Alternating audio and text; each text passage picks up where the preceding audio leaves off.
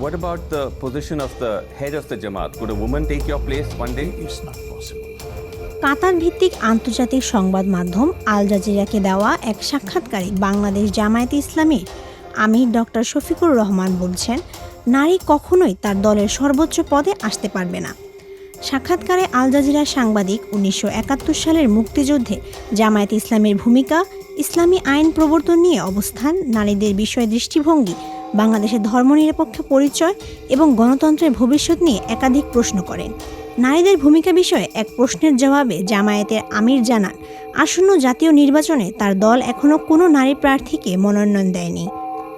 এ সময় সাংবাদিক প্রশ্ন করেন, ভবিষ্যতে দলের সর্বোচ্চ পদে কোনো নারী আসতে পারে কিনা। উত্তরে শফিকুর রহমান বলেন, তা সম্ভব নয়। নিজের অবস্থান ব্যাখ্যা করে তিনি বলেন, আল্লাহ সবাইকে আলাদা আলাদা স্বভাব ও প্রকৃতি দিয়েছে। একজন পুরুষ যেমন সন্তান ধারণ করতে পারে না বা বুকের দুধ খাওয়াতে পারে না, তেমনি কিছু দায়িত্ব রয়েছে যা নারীদের পক্ষে পালন করা সম্ভব নয়। আল্লাহ যা সৃষ্টি করেছেন তা আমরা পরিবর্তন করতে পারি না। তিনি আরও বলেন, কিছু ক্ষেত্রে সীমাবদ্ধতা রয়েছে, শারীরিক সীমাবদ্ধতা অস্বীকার করা যায় না। একজন মা যখন সন্তান জন্ম দেন তখন তিনি এসব দায়িত্ব কিভাবে পালন করবেন তা সম্ভব নয়।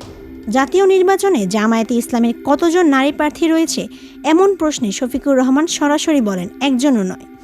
তবে তিনি উল্লেখ করেন, এটি সময় ও দেশের রাজনৈতিক সংস্কৃতির সঙ্গে সম্পর্কিত বিষয়। তার ভাষায়, আমরা প্রস্তুতি নিচ্ছি। অন্যান্য দলগুলোতেও নারীদের উল্লেখযোগ্য সংখ্যা দেখা যায় না। এটি বাংলাদেশের সাংস্কৃতিক বাস্তবতা, তবে আমরা ভবিষ্যতের জন্য প্রস্তুত হচ্ছি। সাক্ষাৎকারে আল জাজিরার সাংবাদিক উল্লেখ করেন, বাংলাদেশে নারী প্রধানমন্ত্রী হিসেবে দায়িত্ব পালন করেছেন, যা প্রমাণ করে যে নারীরা নেতৃত্ব দিতে সক্ষম। জবাবে জামায়াতের আমির বলেন, বিশ্বের অধিকাংশ দেশেও এটিকে সম্ভব বলে মনে করেনি। এটাই বিশ্বের বাস্তবতা। উল্লেখযোগ্য, বিএনপির নেতৃত্বাধীন জোট সরকারের গুরুত্বপূর্ণ অংশীদার ছিলেন জামায়াতে ইসলামী। ওই জোট সরকারের প্রধান ছিলেন খালেদা জিয়া। তিনি 3 মেয়াদে প্রধানমন্ত্রী হিসেবে দায়িত্ব পালন করেন। খালেদা জিয়ার নেতৃত্বে কার্যকারিতা সম্পর্কে প্রশ্ন করা হলে সরাসরি মন্তব্য এড়িয়ে যান শফিকুর রহমান।